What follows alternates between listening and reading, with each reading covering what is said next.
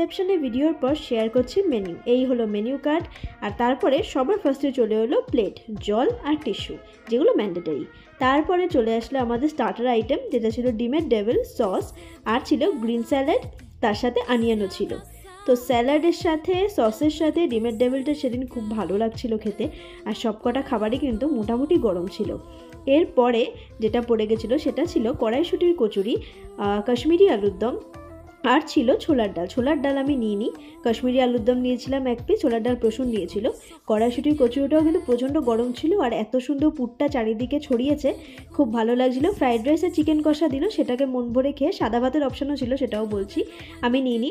তারপরে নিয়ে চলে এসেছিলো ফ্রুট চাটনি আর প্রচুর পরিমাণে পাঁপড়। খেয়ে দিয়ে তারপরে রসগোল্লার কালাকাঁদ ছিল, যেটা প্রসূন খেয়েছে, আমি খাইনি। মেট্রোর ম্যাঙ্গো আইসক্রিম ছিল, আর ছিল সোপ পেপার দিয়ে হাত ধোয়ার অপশান। সোপ পেপারে হালকা একটু ফোম হয়, মোটামুটি হাত ধোয়া যায়। চলো টাটা।